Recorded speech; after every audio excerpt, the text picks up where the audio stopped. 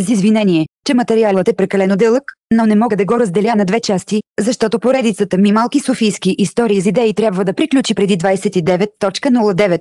Датата на започване на предизборната кампания. 22.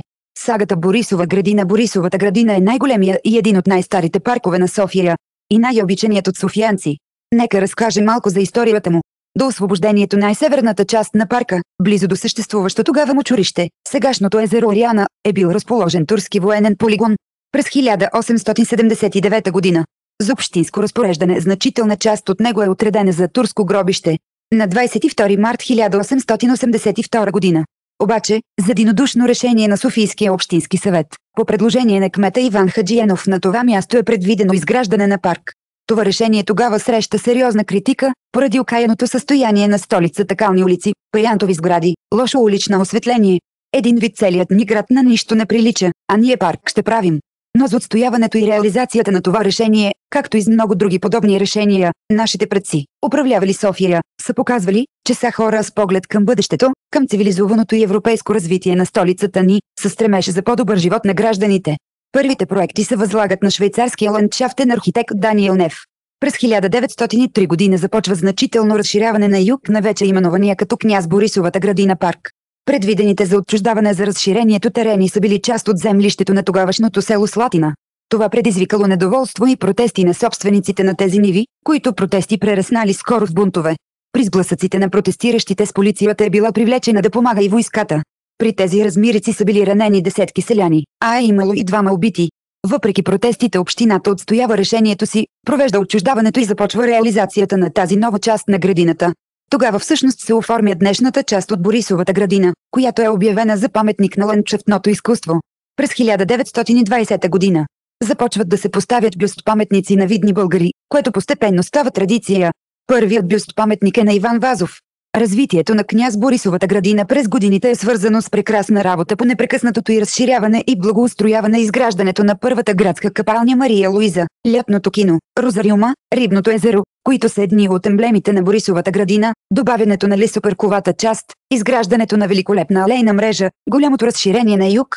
В по-късното развитие на парка обаче има два значителни строежа, които създават проблеми за функционирането на парка и пространствата му: двата стадиона Националния Васил Левски, построен 1954 година, и стадион Народна армия, съществувал като игрище и преустроен като стадион 1965 година. В пространството на парка истинското нашествие на обекти, които нямат нищо общо с функциите му, се случва след 1990 година. Появяват се заведения, автокъща, чалга клуб и много сергии и преместваеми обекти. Автомобилите започват масово да навлизат в парковата част, обособяват се нерегламентирани зони за паркиране. Появяват се и мераци за ново строителство на спортна зала с хотел и жилища на мястото на занемарения и полуразрушен колодрум. Впрочем, това е един от първите колодруми в Европа, на спортна зала за тенис с 6000 места на мястото на ледената парзалка Дружба и още. Когато постъпих на работа в Столична община, заварих Борисовата градина в безобразно устройствено състояние, без актуални устройствени планове, на практика в цялата и площ, с разпродадени или станали частни чрез тази заменки големи площи, както и големи обекти и терени, на практика приватизирани чрез уж съвместни дружества на частни фирми из общината. Аз и тогава и сега съм с убеждението, че за такива проблемни територии решението е чрез изработване и одобряване на цялостен подробен устройствен план. Хаосът, в който се намираше и устройството и собствеността на градина, както и разнопосочните интереси, усложниха и забавиха подготовката за плана. По тази причина чак на 10 юли 2013 година, по мой доклад, Столичния общински съвет с решение 417 разреши изработването на подробен устройствен план с цел в максимална степен да се запази характера на парка като общоградски и рекреационен, като в същото време се потвърди и защити статута на резервата. Да се създадат условия и предпоставки за изработване на инвестиционни проекти за паркоустройство и благоустройство на цялата територия на парка и контактните му зони. Лява двойна английска кавичка, разредка, пробел. Освен това в решението бе вписано и изискването изработването на проекта за ПУП да се възложи по реда на ЗОП. Конкурсната програма и техническото задание за проектиране да се внесат за одобряване в СЕО с отделно решение в срок до 10 октомври 2013 година. След проведено обществено обсъждане.